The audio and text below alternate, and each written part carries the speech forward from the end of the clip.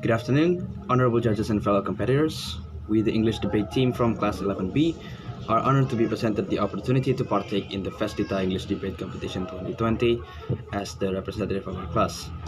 Before I continue, let me introduce the members of which are Adam Nasandia Daniswara, Aralambah Praire, and me myself, Gregorius Wididuta Putra Dewantoro.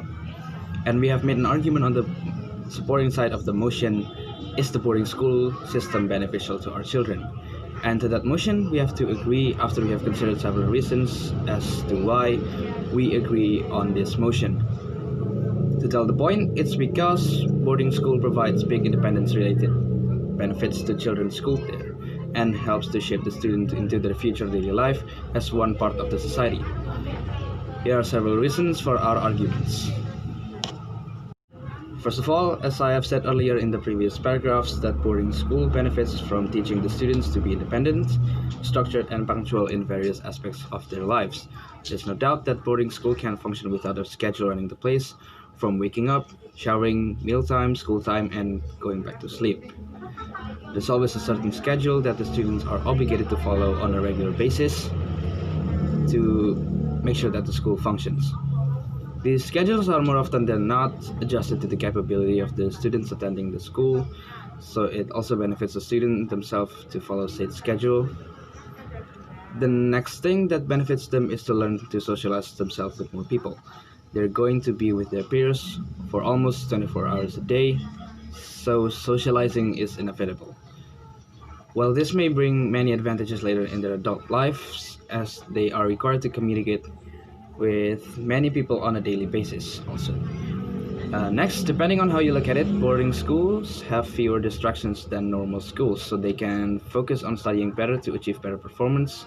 And our last point on this subject of why boarding school is more beneficial to general students is that the feeling of familiarity. By being in the same area and studying together for almost 90% of the time, it is very logical to develop some sort of family-like relations and family-like bonds with whomever they are most close with, both students, teachers, and or even employees. As a result, they would study better because they're with someone they're feeling close with, and their morale is more often than not higher because they're happier with their friends. Although this is highly subjective to the students attending the said boarding school.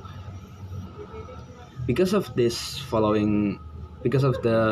previous statement I mentioned, therefore we conclude that their studying experience is going to be a much better experience compared to a more normal or general school. This marks the end of our arguments, and let us reiterate our ideas that in general, boarding school helps students and children to take a step further in preparation of their adult lives, and it helps create better bonds between students, teacher, and even employees, as said. Though not to say that normal school couldn't accomplish this, we're saying that boarding schools most of the time did a better job on this matter compared to normal schools.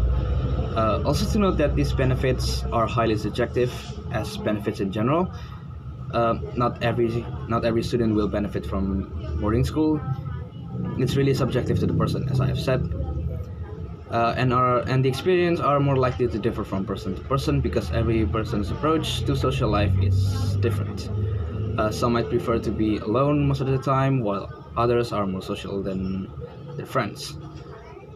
So our point in this argument is highly subjective, though we have already said that the benefits are there for general students alike. It's been a while, and thank you for listening to our argument on this debate. Thank you.